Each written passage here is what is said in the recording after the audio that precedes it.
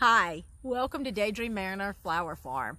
I'm Dawn and I'm the owner, the seed starter, the planter, the harvester, the waterer. I'm the everythinger. It's just a one-woman show, which sometimes kind of sucks when things go wrong. I don't have anybody to blame but myself. But oh well, I am learning as I grow. Hey, that's a pretty good pun. Okay. Today's video, I want to talk about money. And for some reason, that's kind of taboo in certain aspects, but I want to be very transparent. So if you're thinking about starting a flower farm, maybe this will help you make a decision or figure out your budget. But I've learned some things along the way. So let's jump into it. And I've got my little printed out spreadsheet. So first up, seeds. Y'all, there should be a Seeds Anonymous club.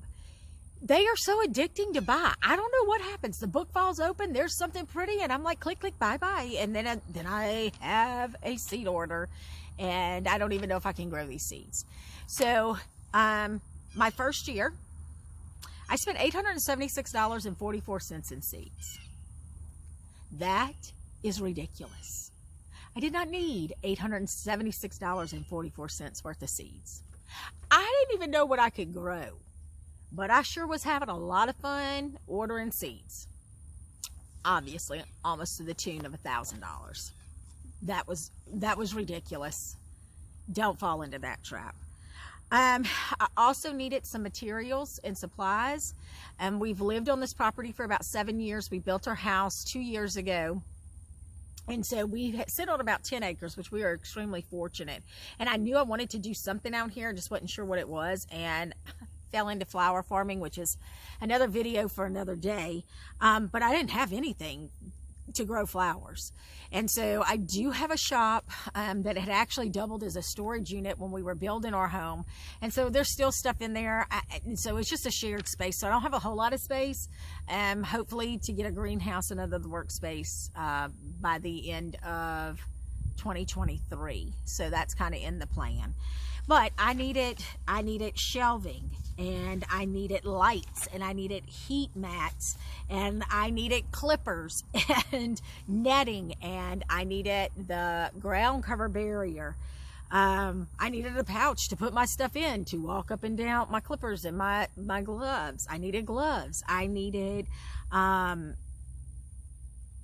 vases. I needed cell sorting trays. I needed a soil blocker. I needed trays themselves for my shelving units. So I spent in materials and supplies $1,311.24. I probably could have cut some cost. I could have probably not bought as much ground. Well, no, I don't want to say that because I am going to end up using it. I don't know where I would have cut. I don't know where I would have cut in that. We didn't really have anything. We had some seed starting trays, but they were so beat up. We only had like 2 or 3 from a garden we had years ago.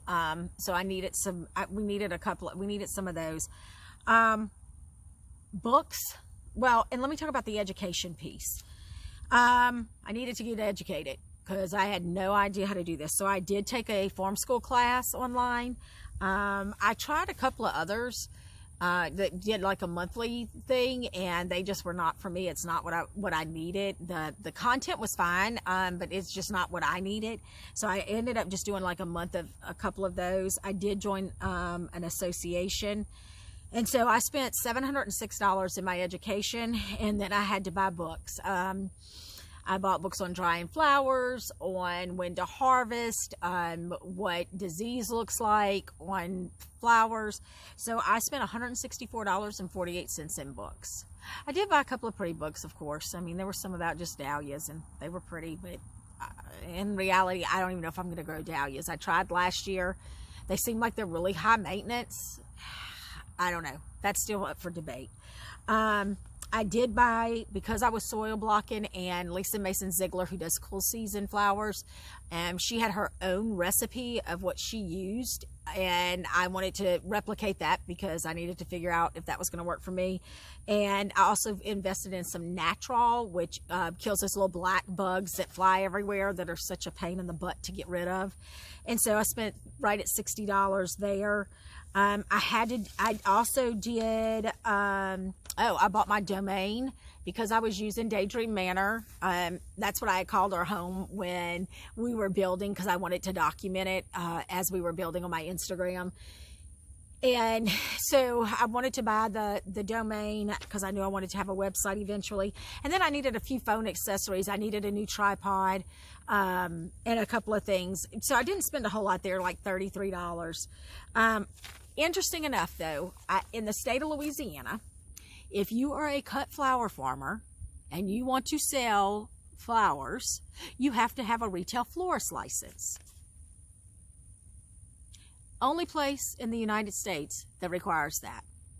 Because I'm sure somebody's brother-in-law owned the flower mafia at one point, and that's how they made money. Because that is our politics here.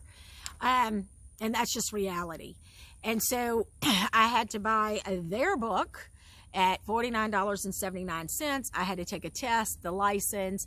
I also, and if you fail it, you have to retake it, and you have to pay for it again. So I spent right at $200 doing those pieces.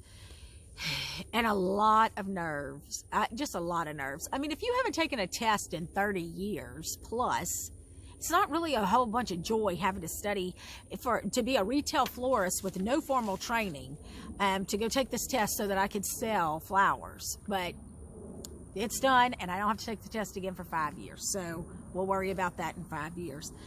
This year, I also added my nursery certificate license so that I could sell seedlings or transplants, and that was another $100. But that wasn't really, that's going to be considered in my nursery startup, so I'm going to track that separately. In total, I spent $3,297.84 as my startup. Now look, there were some things that I didn't have to buy. So if you look back here, this fencing here, we had these rolls of fencing. So I've been able to use it, repurpose it to go around here for deer and all of that. We already had the post. If you notice, my gate opens and closes with a piece of bamboo because we have bamboo on our property, which we were able to cut some of that. My hoops for my row covers, is actually leftover PVC, and my husband just built a fire and used 2 cinder blocks and shaped them so that I would have those. So that was a savings. The frost covers I actually got on sale at one of our local nurseries here in the off season. So I try to buy in the off season. Where could I have cut some money? Definitely in the seeds. I didn't even have to buy that many seeds this year because I still had some left over. That was just stupid. I just got caught up in it, and it was just stupid. So I could have cut some there. Shop in the thrift stores, especially for my vases, and that's been a big help this year. In 2020, I wasn't even interested in selling a bouquet. I needed to understand my land. I needed to understand the timing, succession planning. Like, I was afraid to promise anybody anything because I didn't know if I could even get a freaking flower to grow. I ended up selling like $210 worth of flowers, just really by word of mouth. Nothing. We didn't do any farmers markets because I was trying to figure out, I don't know if I can balance that with a full-time job. So this year, this season, I'm doing subscription bouquets, which are selling. I'm diversifying in some other areas. I'm doing the starters with veggies, with herbs, with some flowers that I'm going to sell in trays. I do some resin art, so there's some things I want to do with dried flowers. As soon as if I can get my shop cleaned out, this winter I want to do some wreath classes. So there's some other ways that I want to diversify my income. When I look through this, I want to be able to do some more work, do some workshops. So I have a lot of ideas going. I just the time management piece is always an issue. Again, the everythinger here. So I hope this helps talking about this, and that if you are on the fence about becoming a flower farmer, I'm hoping this will at least give you an idea of what it may cost. Yes, I know, don't come for me. I know that there are ways to cut this. When we were building our house, I used to ask my husband, okay, well, what, I had to go look for flooring, what's our budget? And he'd always say zero, say as close to zero. So I do try to do that. But I also know cheap is expensive, and so some things I do buy the better quality, but I do try to be as frugal as possible. Yeah, I could have cut down and maybe have come in under $3,000. Maybe, probably. Can't buy all those seeds. Just doesn't make sense. Anyway, I look forward to updating this. I'm trying to keep better records this year to see, in contrast, like year 1 was this, year 2 was this. So we'll see. So until the next time, flower friends, just keep on daydreaming.